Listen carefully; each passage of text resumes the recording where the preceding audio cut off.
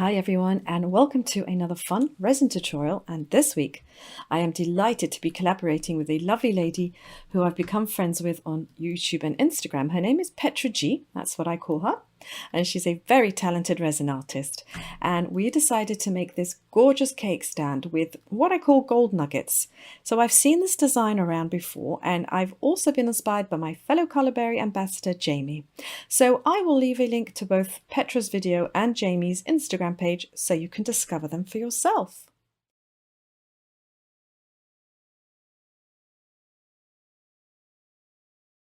So at first I thought this design would be a little complicated to do, and although it's not really beginner's level, I kind of found it easy enough, so I feel confident I can show you how.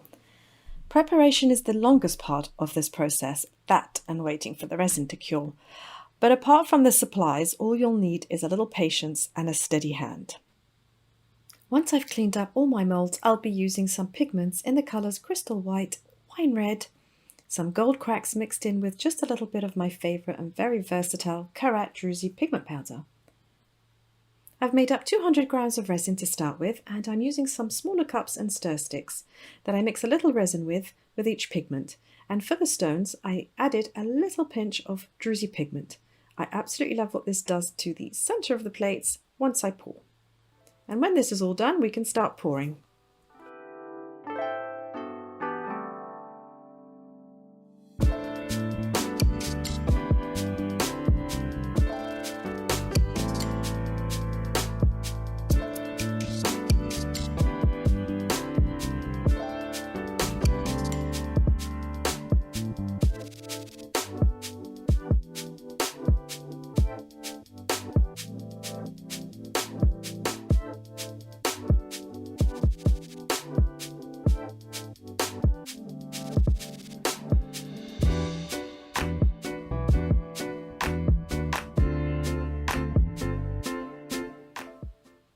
As usual, I always start with a ring of the main colour along the outer edge of the mould, and the thicker the rim, the more that pigment will take over the overall effect. So in this case I'm using it sparingly, especially since it's a darker shade, and every time I make these I keep reminding myself to buy a Lazy Susan. This would make this part so much easier, but alas, I always forget.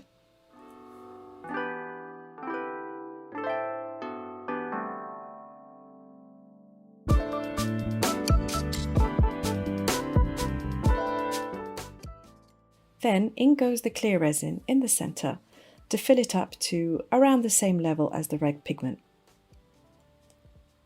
So it's kind of customary to use some sort of stones or metal leaf in the centre, so why not? I'm adding some gold cracks mixed with resin and a sprinkle of the Druzy pigment for some glimmer. You can add as much or as little as you want, and I'm spreading mine out just a little bit.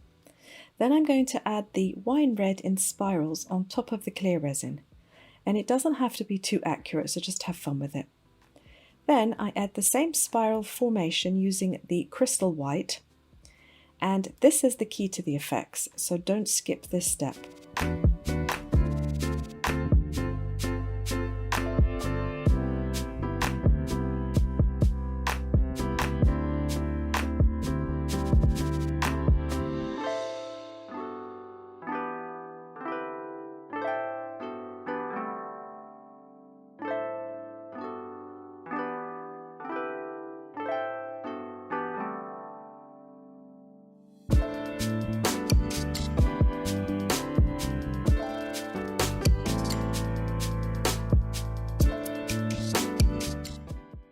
Then you can add as much clear resin in the middle to fill up the mould. I'm giving you all my secrets in this tutorial, so please make sure you don't forget to thumbs up this video. Heat also helps the effects, so I use a torch lighter instead of a heat gun because I don't want the spirals to be blown out of shape and muddy each other. And once again, the importance of a level surface is really vital, and although I've already leveled my table, I've moved it, quite around a lot during my pouring, so I'm going to check it again, and if this layer cures lopsided, my centre will be off and the whole look will be messed up.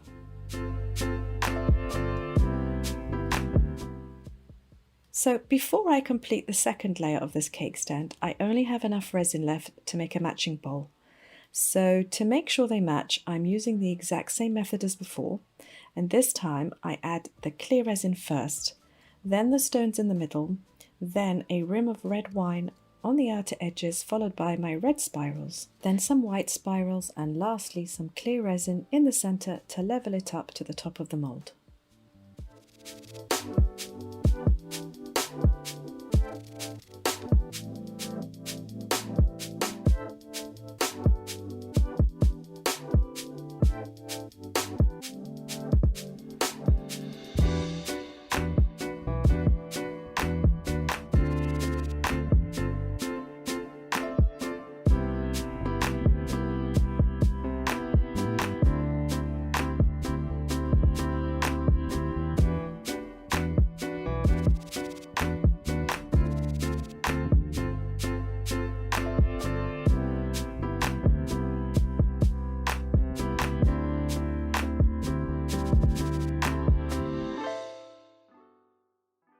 For the top tier, I've made up some more resin and filled up the mold with a quarter full of clear resin, and then I add the stones into the center and repeat the process as before. So the method of adding clear resin first as opposed to adding a rim of red will just demonstrate the difference I achieved in the effects. So by adding the clear first, the red isn't able to fully touch the outer rim of the mold. It will eventually separate from the edges. But actually these effects are really cool too.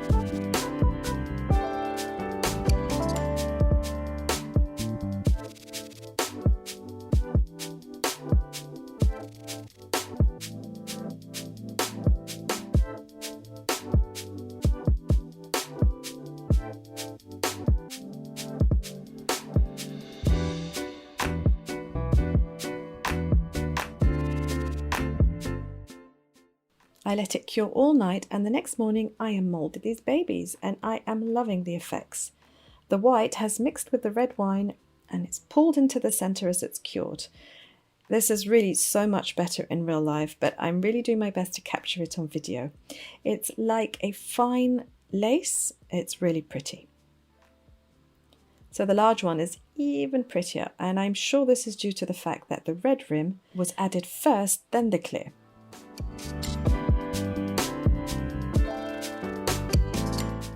And as always, I always create bowls using coaster molds. So I poured this in the morning and I shape them in the evening. And if you'd like to see how I've done this in more detail, check out my other videos to see how I do this. And I love the shiny bottoms that they give me. And on to the final touches. The gilding I'm using is a highlighter pen just on the sides and on the top rim. And it really does look like gold-plated tableware. I love it.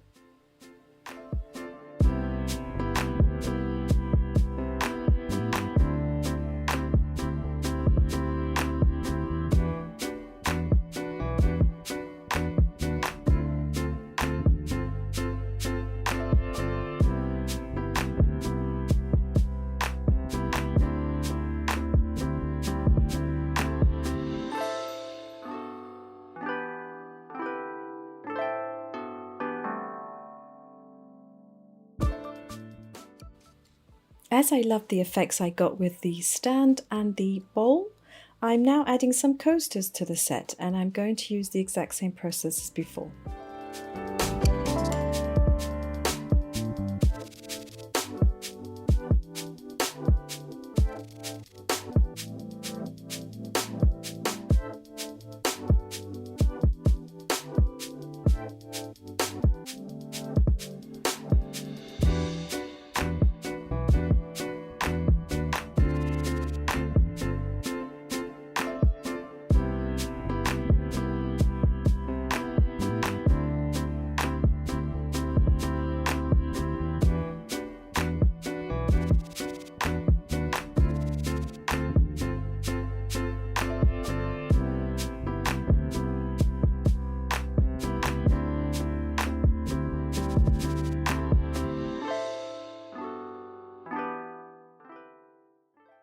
So I'm not sure if using a pipette was necessary for the spirals, but I did find it gave me a little bit more control adding my red rim to the outer edges of this smaller mould.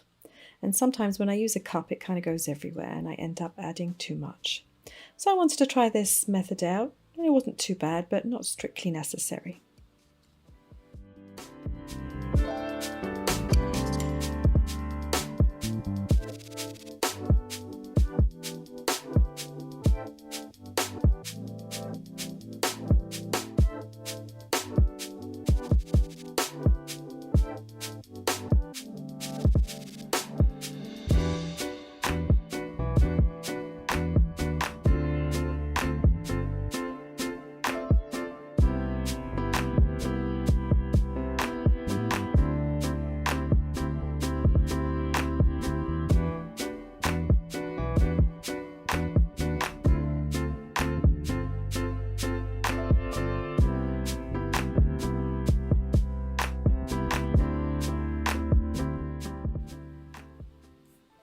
So for the spirals, I actually find it easier to use my little forever sticks to add the red and white spirals, or you could use a piping bag, but I'm not really sure all that plastic waste is very ecological since you can't really reuse the bags. But anyway, it is an option if you prefer.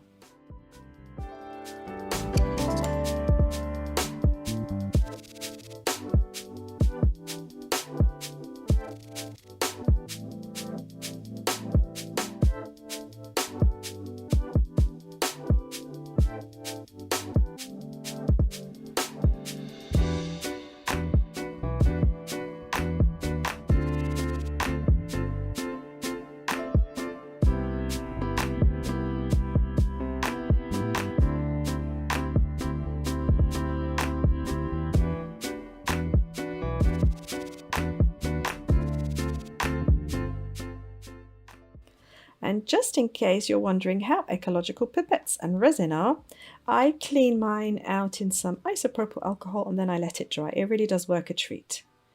So make sure you do this just after using it, or the resin will have already cured inside.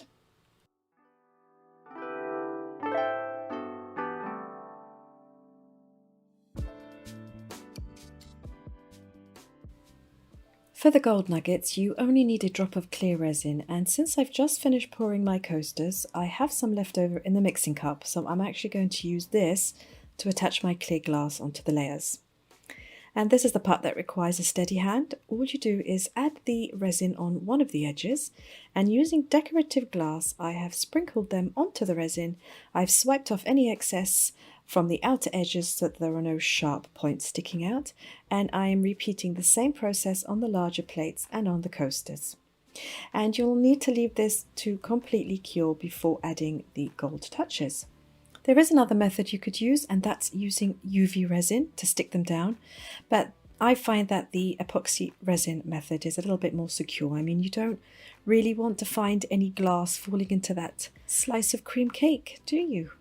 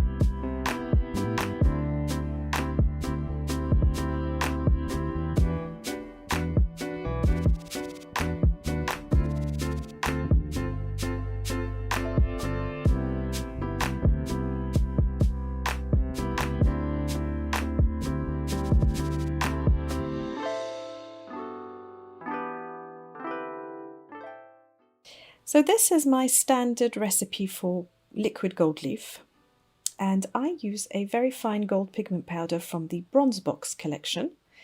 and a matching highlighter pen for the edges. And it's better if the highlighter pen that you use matches the gold liquid that you create.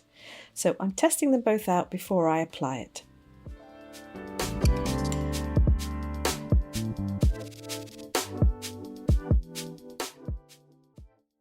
The recipe is simple. You mix clear gloss varnish with one of the Bronze Collection gold pigment powders.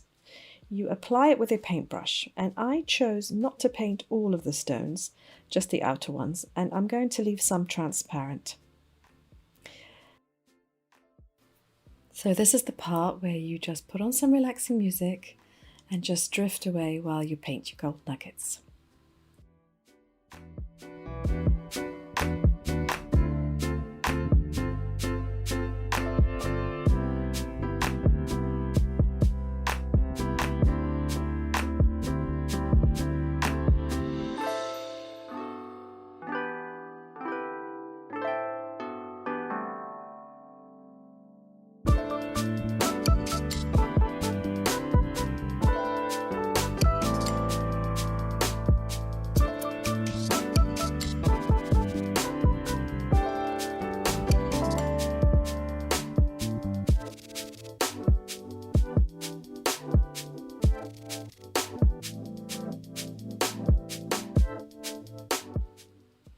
So let these dry for a few hours, and then it's on to adding the hardware. And I've bought this set from Amazon, and it's really the only place I could find it. So what you need to do is just do a search for cake stand hardware somewhere online, and I'm sure that you'll find them. So I have these both in chrome and gold, but I've decided to use this set in gold to match the gold gilding.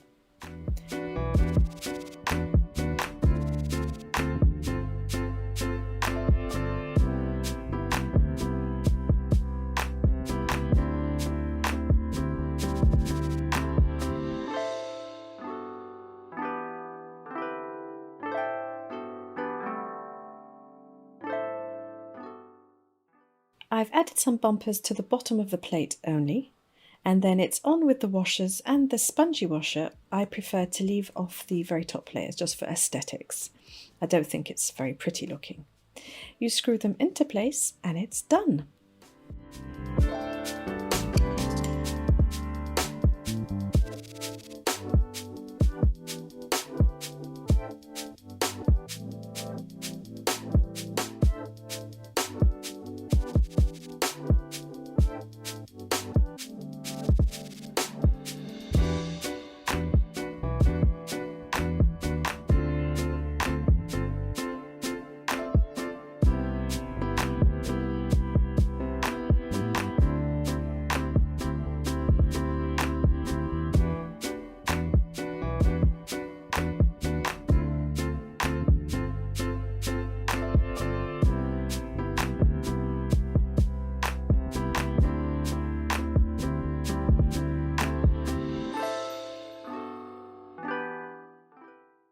I've added some gold nuggets to the coasters to match, and since I love this overall effect so much, I made this one in a rose quartz effect using the round look molds from Mrs. Colourberry and some matching coasters too. I'm off to watch Petra's. I am so curious to see what colour she's chosen. So join me over there once you've hit the thumbs up, and if you're not yet subscribed, I would love you to join my channel for free resin and Jasmonite tutorials. I wish everybody a great week, have a fun weekend, and I will see you all in my next video. Bye!